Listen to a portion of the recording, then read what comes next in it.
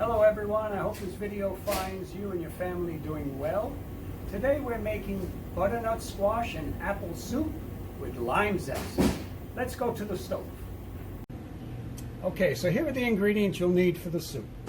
In here I have 1 small onion thinly sliced and 1 gala apple cubed. Okay, I took a little, in the sake of time, I started to sweat it out a little bit. And what you do is you take a tablespoon of butter, get it hot, add your onion, add your apple, sweat it out till you're lightly caramelized. Then you'll also need 1 2 to 3 pound butternut squash that I've roasted in the oven,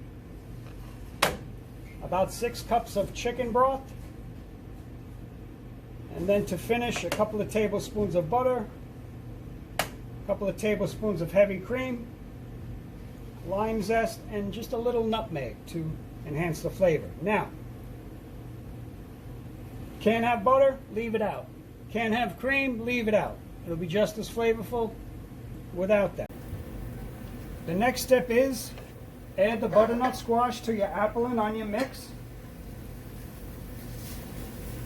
Add your chicken broth on top of that.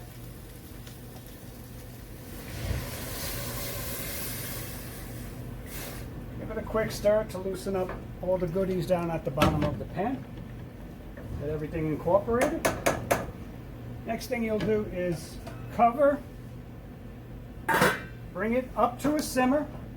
When it reaches a simmer, you're going to turn it down to low and cook it for 20 minutes.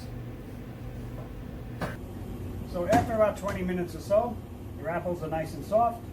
Your butternut squash is soft, obviously, because we roasted it earlier. And now we're going to puree it. So again, into your blender goes your squash, apple, onion, and chicken stock mix. Now, this blender that we have here in the kitchen, this is a Vitamix blender. This is a heavy-duty industrial blender, and I'm not sure if most of you would have this or not, but if you don't worry. You can also use a Robocoup or a stick blender. Either way, just be careful because you're dealing with hot liquid. So now with this blender here, we're going to go very slow. Also, if you notice, there's no top. There's usually a little cover with little vents on the side to let the steam out. Don't be fooled. The vents aren't big enough. You don't want to get hurt. So because the liquid is hot, because you're agitating it, you're basically creating a pressure situation inside. So go slow.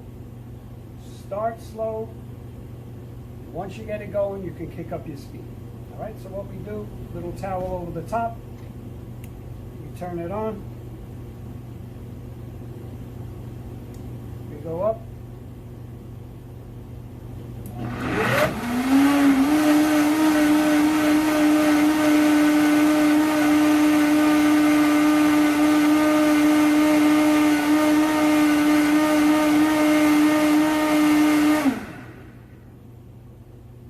You're done. About 20 seconds or so on there. Move your lid. Back into your pan.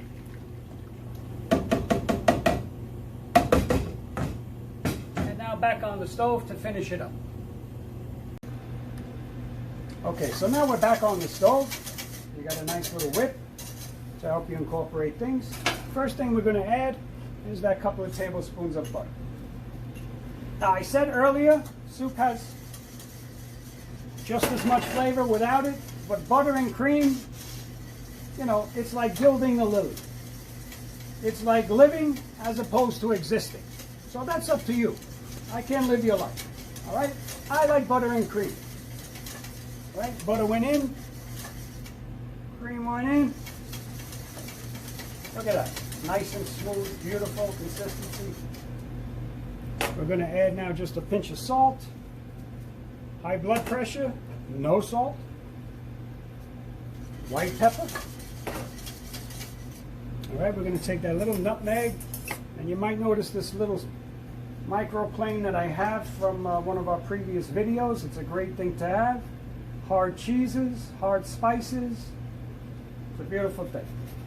Little nutmeg, you don't want to go crazy, very powerful flavor, but nutmeg will help bring out the sweetness of everything. And then last but not least, a little bit of the lime zest on that same microplane. All right. Now, that comes in. Turn down your heat, everything's incorporated. Let's give a little taste.